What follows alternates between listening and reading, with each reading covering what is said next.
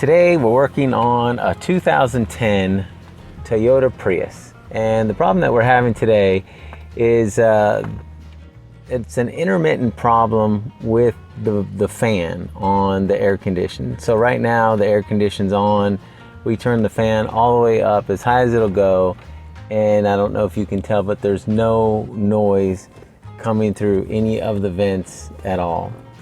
So this can happen with the heat as well as the air condition. The reason why I said intermittent is because on some days we get in this car, it works just fine. Other days it doesn't work.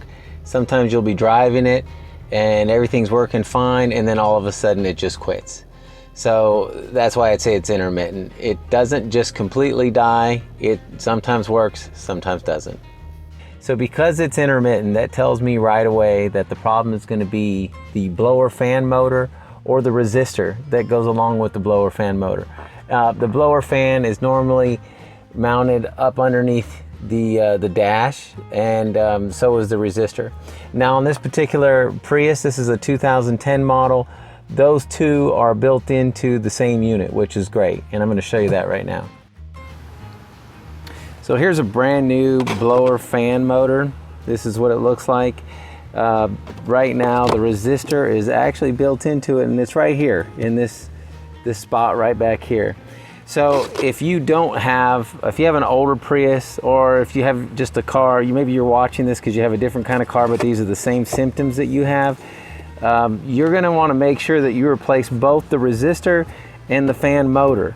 And the reason why that is because if the resistor caused the fan motor to go out, then the fan motor needs to be replaced, but so does the resistor, otherwise it'll break the next fan motor. And vice versa, if the fan motor made the resistor go out, most likely the resistor, if you replace that, the fan motor will be the next thing, and it'll end up making that resistor go back out again.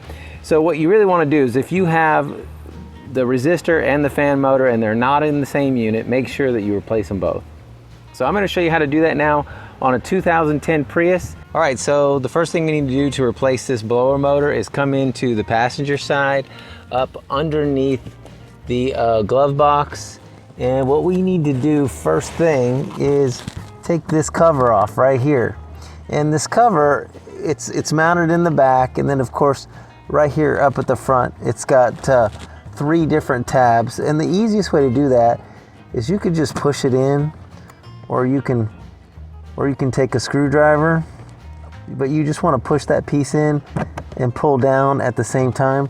And you can see as I did that, the other ones are just falling apart, and they're falling down as well. All right, I want to show this to make it a little bit easier for the uninstallation and the installation of this. So you can see that there's a plug right here. The first thing we're going to want to do underneath the dash is unplug that. The other thing we're going to look for is there's 3 different spots where it's mounted. So you're going to look in those 3 spots for the screw. Okay, one of the first things you want to do is actually take this plug out. So you just push in on the little tab right here and pull it out. So the one thing that you want to do, and I've seen a lot of people do this, you just want to bend this bracket out of the way to where you can get to that screw a lot easier, and it's not going to hurt anything. Now of course you want to make sure that the car is not on right now. Alright, so we've given ourselves just enough room to get to that. So I'm going to go ahead and take those 3 out right now, and I'll come back once we're pulling it out.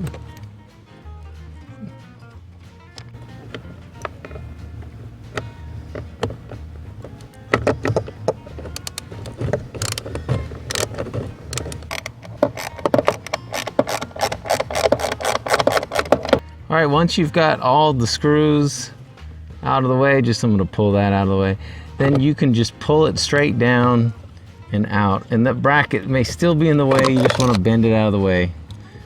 All right, before you install the new one, you do wanna put these side by side and make sure everything looks like it's gonna line up. So you can see, here's my old one, here's my new one. Everything looks good. I'm gonna go ahead and do the install. Okay, so I'm lining this up, making sure it's out of the way of that bracket that was over there. All right, so now you just need to put in all of the screws, and then we're going to plug it in after we do that.